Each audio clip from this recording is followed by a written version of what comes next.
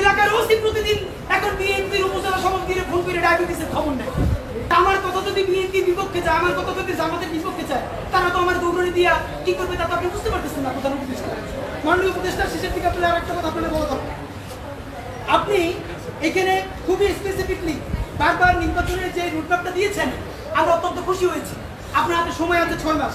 আপনাকে চূড়ান্তভাবে আমরা কয়েকটা প্রস্তাবনা দিতে চাই। নাম্বার 1, এই 6 মাসের মধ্যে আপনি একটা আপার হ্যান্ড নেবেন। সেই আপার হ্যান্ডের চূড়ান্ত কাজ আগামী 1 সপ্তাহের মধ্যে আপনি ইন্টারিম ভেঙে দেন। এই ইন্টারিমের অনেক উপদেষ্টা এখন সামনে কেউ বিএনপির, কেউ জামাতের, কেউ এনসিপির মুখপাত্র হইয়া তাদের দলীয় এজেন্ডাগুলো আপনার সামনে রেখে বাস্তবায়ন করবে। এইটা আপনি হতে দিন না। আপনি অতি জলদি যে নির্বাচনটা উপহার দিতে চান তার জন্য ইন্টারিম ভেঙে দেন এবং অতি দ্রুত তত্ত্বাবধায়ক সরকার ঘোষণা করেন। এই ইন্টারিম ভেঙে দিয়া আপনি প্রধান হইয়া আপনি তত্ত্বাবধায়ক সরকার ঘোষণা করেন। আগামী 6 মাস মাননীয় প্রধান উপদেষ্টা, এটা অনেক অনেক বেশি না, মোর দ্যান ইনাফ এই দেশকে পাল্টাই দেওয়ার জন্য। আপনি যে বিপ্লবী সিদ্ধান্ত নেন, সেই বিপ্লবী সিদ্ধান্তের মধ্যে আপনি 1 নম্বরে বলেন যে এই যদি ক্ষমতায় আসবে ওয়াদা করতে হবে 72-এর সংবিধানকে বাতিল করতে হবে। যেই 72-এর সংবিধানের মধ্য দিয়ে বাকশাল হয়েছে, বিচারিক হত্যাকাণ্ড হয়েছে, সেই সংবিধানকে নতুন সংসদে বাতিল করে জুলাইয়ের ঘোষণাপত্রের আলোকে এবং জুলাইয়ের সনদের আলোকে নতুন সংবিধান রচনা করতে হবে। নাম্বার 2, প্রতিনিধিত্বশীল স্বাধীন পুলিশ কমিশন গঠন করতে হবে। আমরা বলেছি শুধু পুলিশ কমিশন না, কারণ এই পুলিশ যদি জানে আগামীতে বিএনপি ক্ষমতায় আসবে, জামাত ক্ষমতায় আসবে, সে হোমওয়ার্ক কইরা প্রত্যেকটা কেন্দ্র দখল করে ব্যালট ভরে দিবে, কারণ সে জানে তাহলে তার পোস্টিংটা ভালো হবে। সুতরাং আমরা চাই একটা প্রতিনিধিত্বশীল স্বাধীন পুলিশ কমিশন। এটা যদি 10 জনের মেম্বার হয়, 2 জন বিরোধী দল থেকে থাকবে, 2 জন বিশ্ববিদ্যালয়ের শিক্ষক থাকবে, 1 জন শহীদ পরিবার থেকে থাকতে পারে, এই পুরো সরকার থেকে থাকবে 5 জন, বাকি 5 জন অন্য স্টেট থেকে। যদি সেটা হয় তাহলে ন্যূনতম তাকে কিন্তু একটা কন্ট্রোল করা যাবে। নাম্বার 2, আপনি ন্যূনতম জুডিশিয়াল রিফর্ম না করে আপনি কিসের নির্বাচন দিচ্ছেন?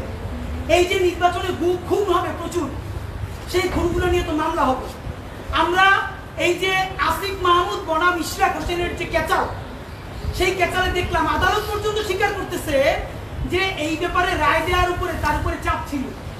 কোন রাজনৈতিক দল ক্ষমতায় নাই, সেই অবস্থায়ও যদি আদালত বলে যে এই রায় দেওয়া তার উপরে চাপ ছিল, যখন রাজনৈতিক দল থাকবে তখন তো চাপ লাগবে না, তখন আইন মন্ত্রণালয়ে দিয়ে রেখে পাঠাবে, সে শুধু সাইন করে দিবে। সুতরাং আপনি জুডিশিয়াল রিফর্ম কি করলেন সেই থেকে আপনাকে স্পেসিফিকলি বলতে হবে। জনপ্রশাসন সংস্কার, সব কিছুতে একমাত্র বিসিএস প্রশাসন ছড়িয়ে ঘুরাবে তা হইতে পারে না। আপনি ক্ষমতা ডিসেন্ট্রালাইজেশন করেন, আপনি পুলিশকে একটু ভিন্ন করেন, আপনি অন্যান্য ক্যাডারগুলোকে আরেকটু এম্পাওয়ার করেন।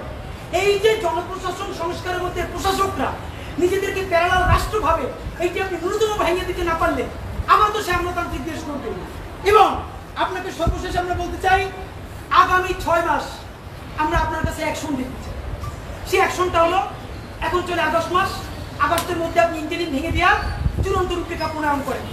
এতদিন বলছি আমরা বিচার সংস্কার, বিচারের কোন কোন রায়টা আসবে আপনি তা তো একটা বললেন না এই আপনার দীর্ঘ বক্তৃতার মধ্যে, কিন্তু আপনি ঠিকই নির্বাচনের সব কথা তো বললেন, থ্যাংক ইউ, আপনি এটা বলেছেন।